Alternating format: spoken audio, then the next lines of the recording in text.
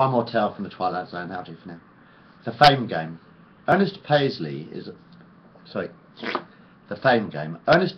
singer in a rock and roll band. His group, the Turkeys, have been playing together for 20 years, but have never had much commercial success. Their biggest gig was a summer season at Butlins 15 years ago. It is 9 o'clock in the evening on a cold and wet Friday night in September, and the Duck and Ferret is virtually deserted. All the customers are in the pub garden, smoking cigarettes and drinking pints of warm beer.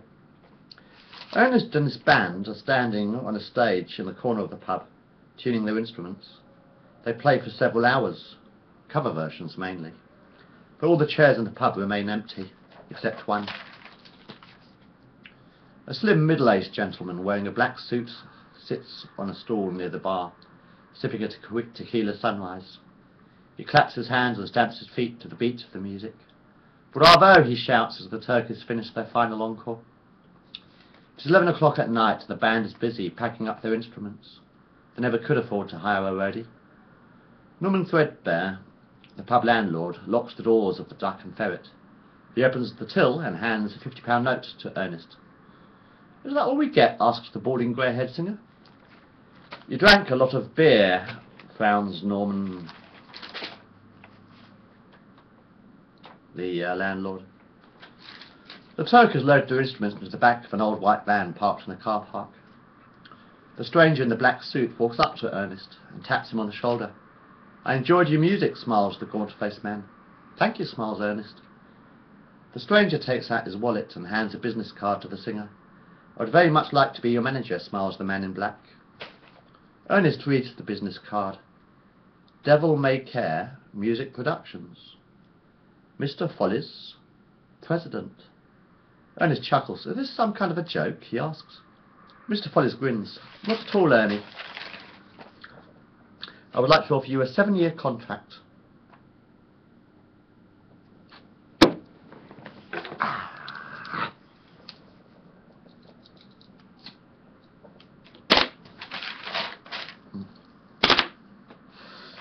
Ernest scratches his chin. "I'd better talk to the rest of the band first," he suggested. Mr. Follis sighs. "I don't think you quite understand," he frowns. "I am offering you a contract, not your chickens." "We're called the Turkeys," explained Ernest.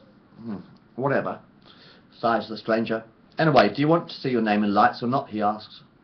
"Where do I sign?" asked Ernest. Mr. Follis takes a black fountain pen out of his jacket pocket and unfolds a sheet of paper. "Just sign here," he suggests. "Can I read the contract first?" asks Ernest. Mr. Follis looks at his wristwatch. "To be honest, Ernie, it is after midnight, and I really would like to get some sleep tonight." The stranger yawns. "I'll tell you what," he suggests. "You read the contract and I will come back next year." Ernest Paisley takes the fountain pen and leans over the bonnet of the van. "Can I trust you?" he asks. Mr. Follis laughs. "That is really up to you, isn't it, Ernie?"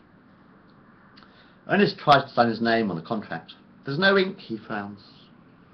The stranger examines the fountain pen and stabs the nib into the back of Ernest's left hand. "Ow!" shouts Ernest, rubbing his hand. "We always use blood," smiles Mr. Follis. "It's more permanent." Ernest signs the contract. The next 7 years pass very quickly for Ernest. 1 week after signing the contract, he is playing a sell-out gig at the Brixton Academy. His first record is #1 in the pop charts for 15 weeks, and by the end of the first year he is all set to begin his first world tour, which is a wonderful success. His fans crowd around the hotel lobby, hoping to catch a glimpse of their hero. By the end of the second year, Ernest Paisley is a world-famous rock star, with 3 top-selling gold discs. He is the envy of the rich and famous, who are always asking Ernest for his autograph. He owns 3 mansions, one in Hollywood, one in the French Riviera, and one in Hampshire. He also owns a penthouse suite in the Grosvenor Square Hotel. 5 years soon pass, and Ernest Paisley is having a wonderful time. He has 3 beautiful young girlfriends, a fleet of sports cars, and a 15-carat gold-plated Rolls-Royce, not to mention an enormous beer belly.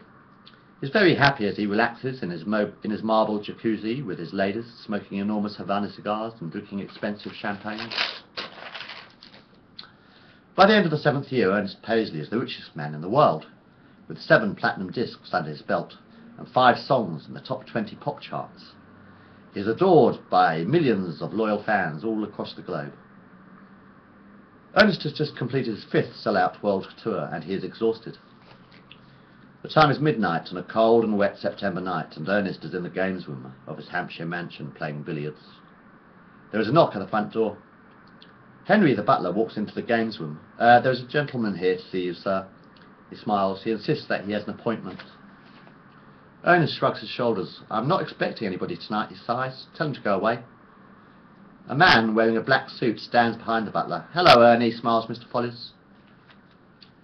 Ernest sits down in a red leather armchair. What are you doing here, he asks. The man in the black suit takes out a piece of paper from his jacket pocket and unfolds it. Your contract expires tonight, explains Mr. Follies. Are you ready to go?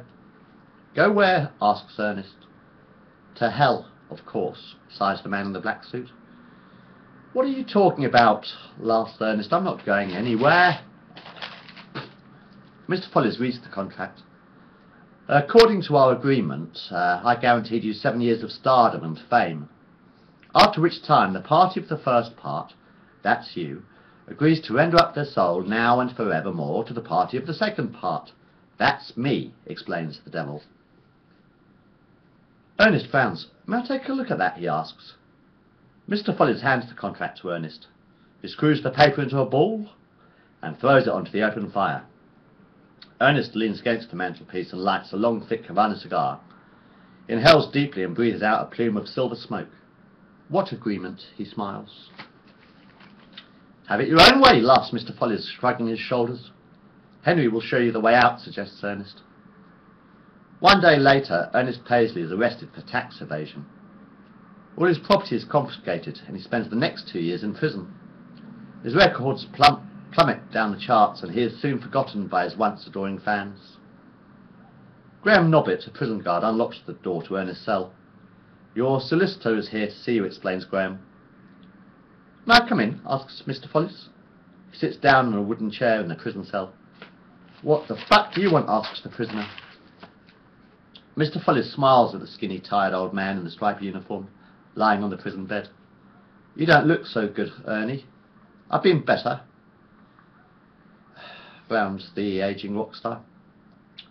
I was wondering if you had found time to reconsider your position, asked the black-suited man. Ernest stood up and paced up and down the prison cell. On one condition, he suggested. What is that? Asked the devil. The old man folds his hands behind his back and crosses his fingers. You let me do one final performance. Mr. Follies nods his head in agreement. One day later, Ernest is released from prison. It is 9 o'clock on a cold and wet September evening. The Turkers are preparing for their comeback gig. They have just reunited after 9 years. The Duck and Ferret pub is packed solid and the crowd waits impatiently to see their hero. Ernest Paisley steps into the spotlight and the crowd applauds. Good evening, smiles Ernest. He is wearing a very expensive, diamond-encrusted suit. Red satin suit, and a pair of Ray-Ban sunglasses.